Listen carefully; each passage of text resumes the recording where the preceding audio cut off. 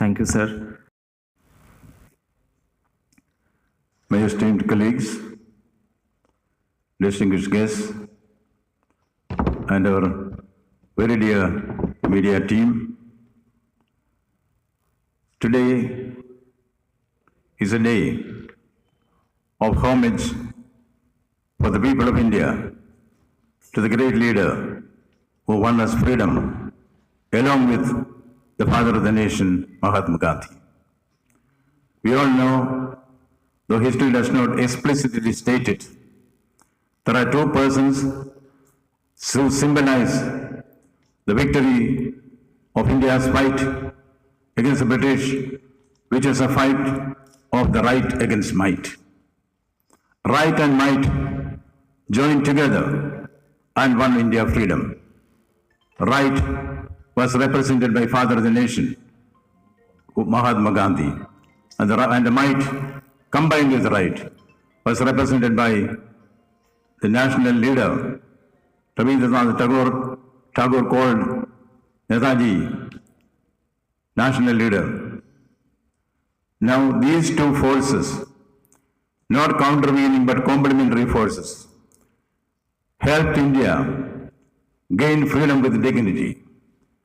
We say 3 cheers to the great son of Bengal, to the great son of India, Netaji SUBHASH Chandra Bose today.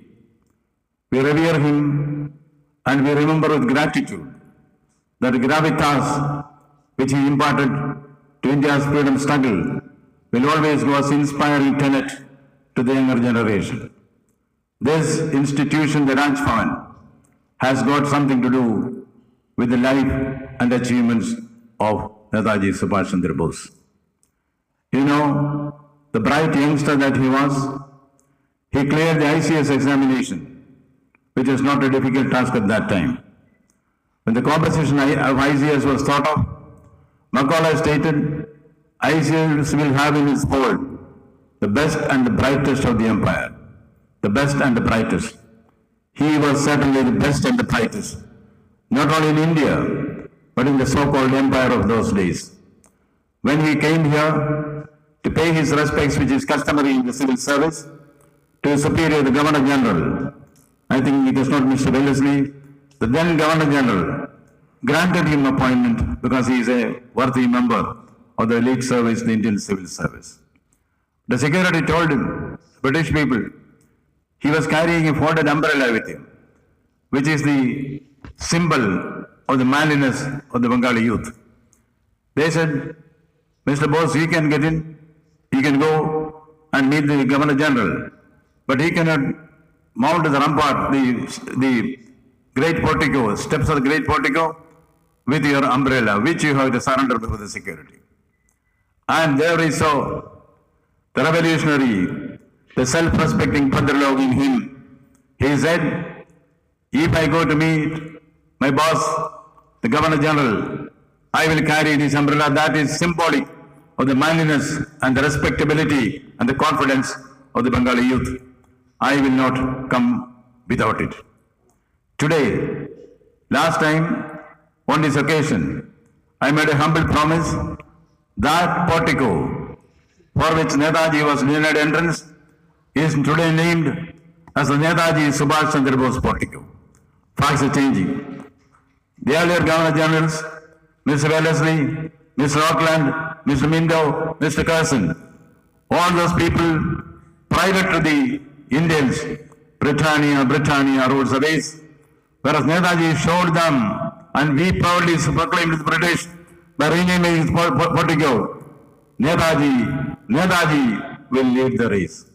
That is a great recognition which we have on behalf of the strength and fortitude, the gravitas, the confidence, the manliness, and the courage of conviction which is represented by Netaji.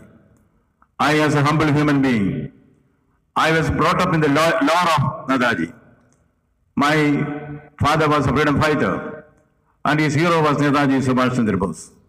Even before coming here, as a young child, I always used to hear the stories and deeds of devilry of the great leader.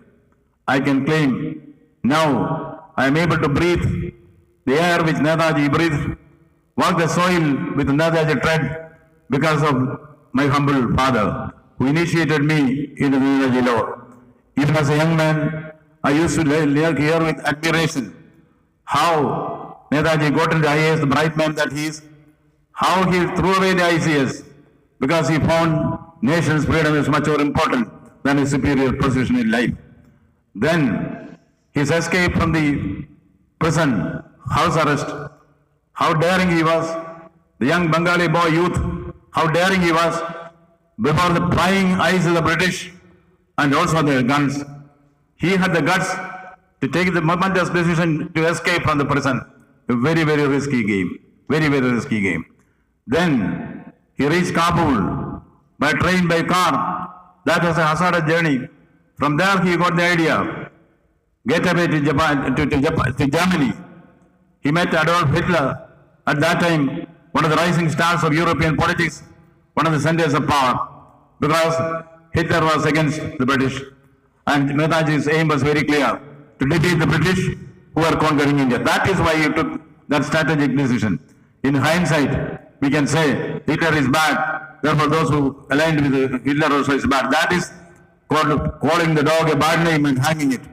That is what has been done to the great Netaji by the custodians of India's history in the post-independence period. And then how he escaped in a submarine. It was a very risky task during those days, not sophisticated nuclear submarines that we have now. He went in a submarine and reached Japan. In Singapore, in Germany of course, he constituted the Azad Hindu Radio, which became a mouthpiece for the people who wanted independence for them, voice of the voiceless. And then his predecessor, valiant and visionary predecessor, Raj Bose, he was the great leader in the young Netaji. Raj stepped down from the presidency of the organization and coaxed and cajoled young SUBHASH to take over from him. And it was Subhash Chandra Bose who revived the INA. The INA which was created by Raj Bose was made into a fighting force and kept it well-oiled and fighting fit as a counterforce to the British Army.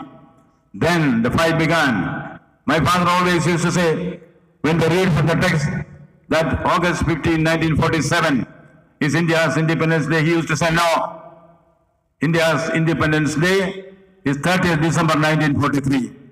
When he said it, we could not understand. This is not our teachers who taught us. His logic was this: Azad in the flag, the proud Azad in the flag was flown in front of the Gymkhana Club in Port Blair on 30th of December 1943 by Netaji Subhash Chandra Bose, rivaling the British Empire. The stuff, India's sturdiness, India's confidence was oozing out through him. The Britishers shuddered. That is the time when India could proudly proclaim, Chanda, Unja Rahe Hamara. He fought for India. He fought for the motherland.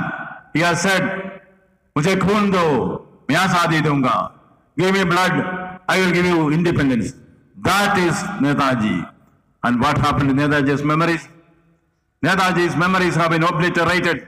As a responsible governor, I say, Netaji's memories have been deliberately obliterated from history. India's great Prime Minister, Narendra Modi, has said, yes, history has not been fair to Netaji Bose. We have to correct this. It is the mountain responsibility of every Bengali, every Indian, to see that Netaji is given the rightful place in the history of India. This is what happened on the battlefield of Dharmakshetra. Dharmakshetra, Kurukshetra, Samaveda, Yutsava, Mamaga, Pandavaschaiva, Kimakurvada Sanjaya. The Gita begins. A simple question: Dharmakshetra, Kurukshetra. Yes, India's battlefield was called Dharmakshetra. But what happened? What happened in Dharmakshetra happened here also. You know, on that day, in the Mahabharata war, Dronacharya takes over as Generalissimo. Can be a match for him. This old Brahmin used his terrorizing tactics with his mastery of archery. A stage came when the entire Pandava army will be wiped out. Extermination was going to be there. What to do? No one can defeat No one can defeat or match Drona. But Krishna said, where there is a will, there is a way. Drona should relinquish arms. How is it possible? The general of the army relinquishing arms? Krishna, mischievous Krishna, had an answer for that also. If Drona hears that his dear son Ashwathama is no more, then he will relinquish arms. Immediately, Bhima, with his mace, killed an elephant called Ashwathama and declared in the battlefield, Ashwathama is dead, Ashwathama is dead, Ashwathama is dead. This news reached the ears of the kind father, Drona. Drona was living only for his son, Ashwathama. Once he heard Ashwathama is dead, he lost all will to fight. But this is what he knew. There can be disinformation, as it happens today also. He wanted to verify it in the quickest possible manner. He went and asked his disciple, his dear student, he is the Guru, Dronacharya, to Dharmaputra, the embodiment of Dharma. He asked, is it right, my son, is it right, my student, that Ashwathama is no more? Dharmaputra said, to win the war, Dharmaputra said, Ashwathama hata kunjara.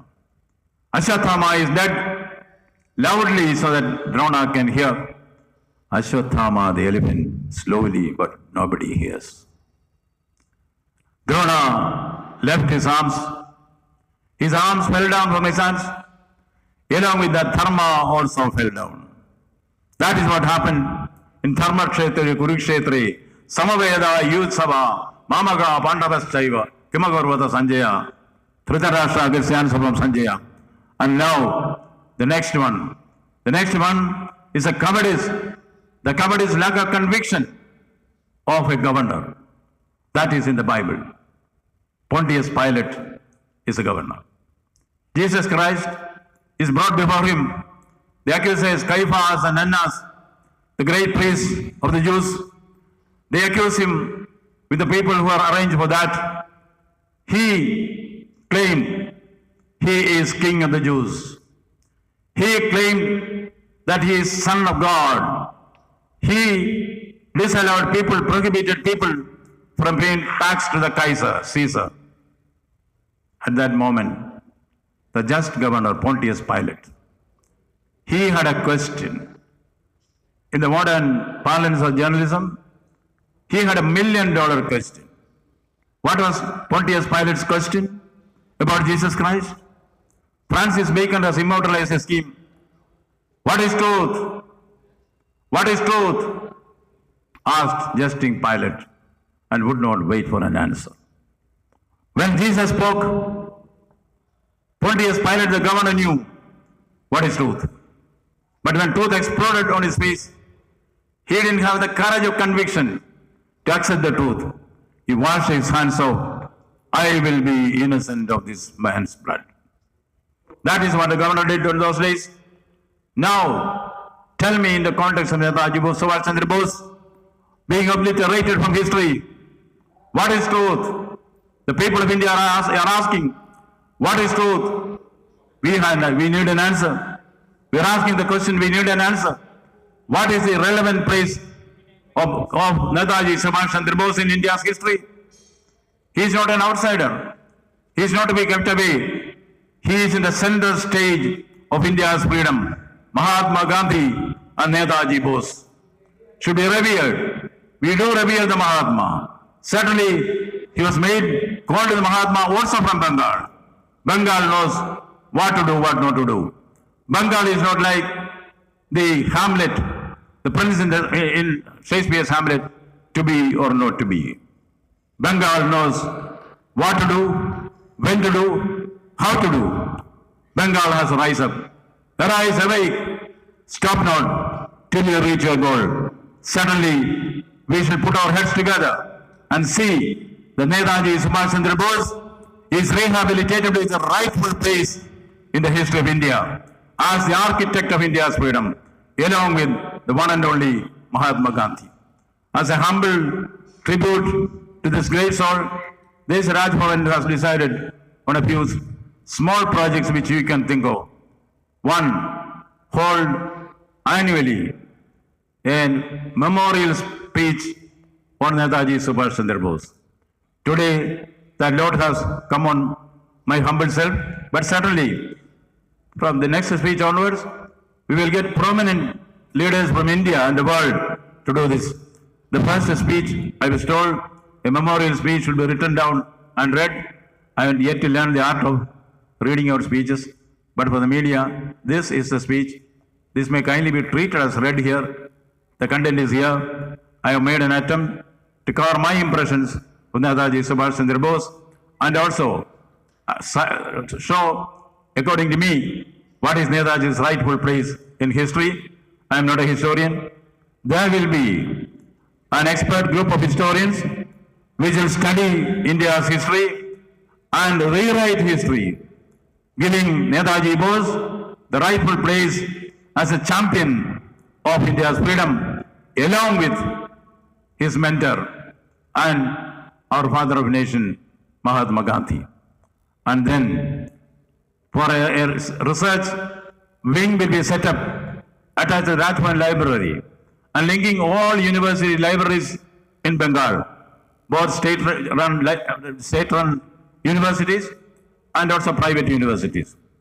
This expert team will go into professional details and expert analysis of history and come out with a history which can be publicly debated with everyone so that Netaji Bose gets his rightful place in history, of course in the minds of the people.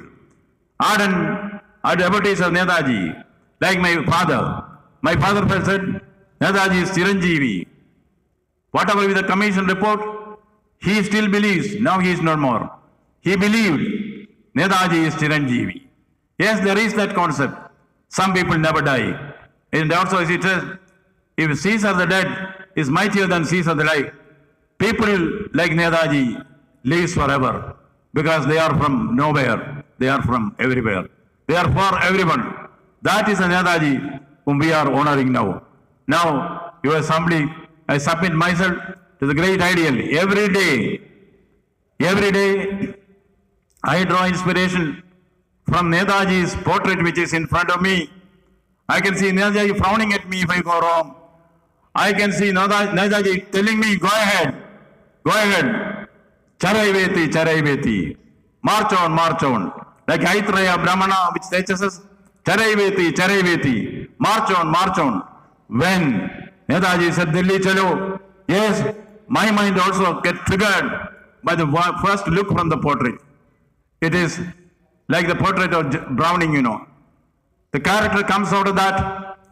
I am warned, I am advised, I am held, my hands are held, I am put in incubation with Netaji Subhash Chandra Bose. Every day, I see in him, in those eyes, the fire of freedom. Yes, Netaji is there to go ahead, as they say in the Ulysses, to strive, to seek, to find, and not to yield. I hear in my eyes the words of Vivekananda reverberated every day from the portrait of my great leader, Netaji Subhash Chandra Bose. Arise, awake, and stop not till you reach your goal. Let us all join together. The goal is far, the road is long, but the march is on. We will reach there. That will be our tribute to the great memory of Netaji. Thank you very much.